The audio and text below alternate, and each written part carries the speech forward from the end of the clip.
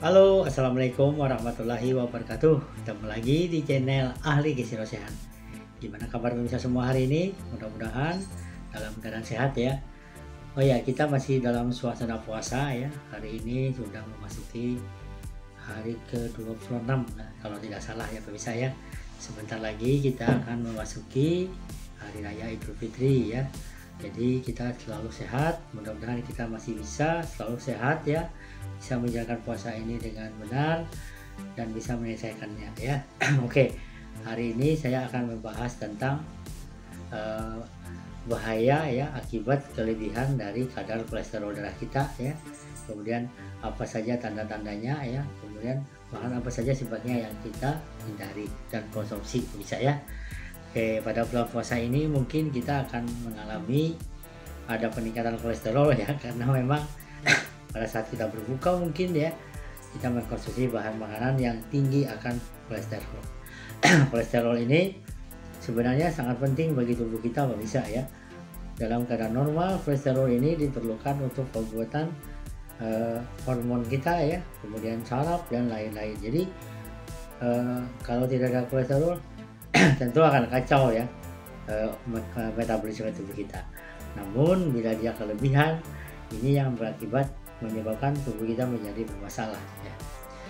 Oke, kadar kolesterol normal darah kita itu bisa dilihat dari pemeriksaan darah kita, di mana kurang lebih 200 mg per dl ya batas kadar kolesterol normal. Jadi kalau Anda mengalami kelebihan, itu berarti Anda akan mengalami namanya kelebihan kadar kolesterol ya. Nah, apa saja yang penting diperhatikan ya? Pertama, Anda harus menjaga pola makan ya. Saat Anda berbuka puasa, waspada ya bahan makanan-makanan yang tinggi akan kolesterol bisa ya. Nah, kolesterol ini sumbernya dari hewani ya, tidak ada dari nabati ya. Jadi kalau ada yang bilang minyak goreng tanpa kolesterol, itu benar, dia tidak ada kolesterolnya bisa ya. Nah, oleh karena itu bahan makanan yang dari hewani itu memang harus dikurangi.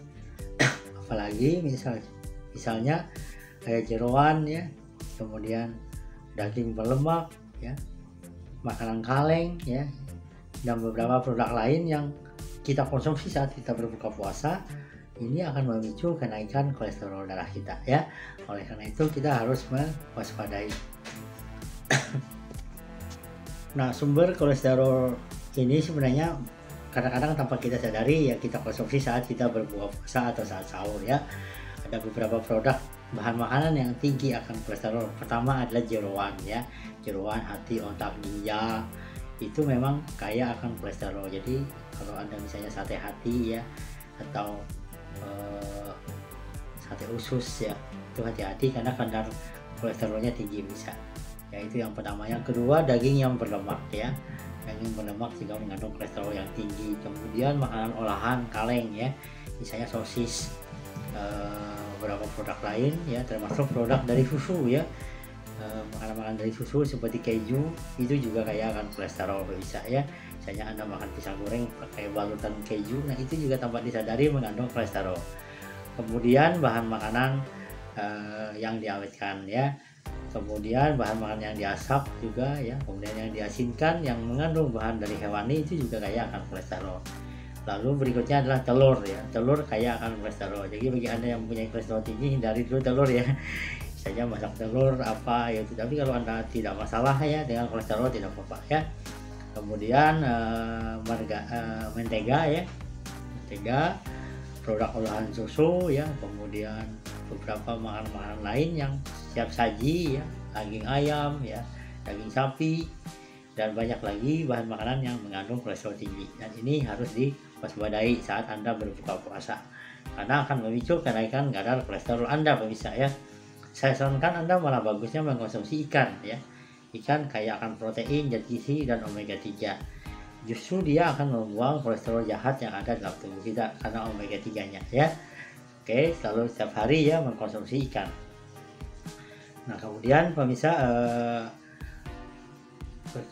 apa yang harus kita konsumsi ya? Kita samping menghindari, kita mengkonsumsi yaitu buah-buahan dan sayur-sayuran ya. Itu kaya akan serat ya. ya yang mengandung zat lemak ya, yang membuang lemak yang jahat dalam tubuh kita. Kemudian juga mempermudah kita membuang BAB, yang menghindari kita sembelit. Dan makanan yang kaya akan buah dan sayur itu akan mengurangi kadar kolesterol darah kita ya. Sebaiknya itu selalu ada dalam menu berbuka puasa ya pemirsa ya. Nah ini juga harus diperhatikan. Kemudian berolahraga ya, olahraga teratur itu juga mampu membuang lemak-lemak jahat yang ada dalam tubuh kita ya. Kalau saat kita puasa ini, olahraga yang baik itu adalah saat kita menjelang berbuka puasa ya, atau saat malam hari ya, atau pada pagi hari sebentar. Ini agar membuang kadar kolesterol yang ada dalam tubuh kita menjadi berkurang ya. Nah kemudian hindari bahan makanan yang tinggi garam, karena bahan makanan yang tinggi garam itu memicu hipertensi. Kalau Anda bermasalah dengan kolesterol akan menyebabkan serangan jantung dan stroke. Tentu ini juga tidak kita harapkan ya pemirsa ya. Nah apa tanda-tandanya ya kalau kita kadar kolesterol kita naik? Sebenarnya banyak, tapi rata-rata misalnya sakit di belakang ini ya, kayak kencang gitu ya pemirsa ya, kadang pusing ya, kemudian beberapa gejala khas ya yang Anda alami yang mungkin harus segera Anda periksa ke dokter ya. Jangan sampai terjadi namanya serangan jantung dan stroke. Nah kolesterol ini juga banyak di dalam produk-produk yang dijual ya pemirsa ya. Nah itu yang harus diperhatikan. Bagaimana cara pengobatannya? Anda bisa konsultasi ke dokter ya, mengingat beberapa obat ya, misalnya beberapa obat jenis statin ya, dan ada lagi obat-obat lain yang akan diberikan dokter sesuai dengan penyakit Anda. Pada prinsipnya kolesterol bisa dibuang ya. Kita tidak perlu banyak mengkonsumsi kolesterol karena hati kita sendiri bisa memproduksi kolesterol ya. Nah bahan makanan yang tadi yang saya sebutkan tadi seperti sayur-sayur dan buah-buahan wajib kita konsumsi setiap hari agar kita tidak hindar dari peningkatan kadar kolesterol ya. Ya ini penting banget pemirsa. Saya ingatkan lagi, waspada dalam mengkonsumsi bahan makanan saat Anda berbuka puasa ya, karena biasanya bahan makanan yang berbuka puasa itu ada tinggi gula ya, tinggi garam, tinggi lemak ya, banyak goreng-gorengan ya, dan ini akan menyebabkan kita memicu kenaikan kadar kolesterol darah kita, dan ini tentu tidak kita harapkan ya pemirsa ya. Jangan sampai kita kena serangan jantung ya, kena serangan stroke. Berbukalah yang wajar, yang bagus ya, ada nasi, ada lauk ya, ada lauk hewani, lauk nabati, kemudian ada sayur dan ada buah. Inilah buah-buahan yang menyehatkan ya, agar kita terhindar dari sakit.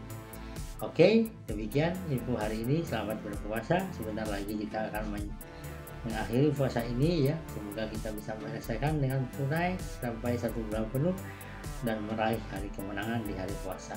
Assalamualaikum warahmatullahi wabarakatuh.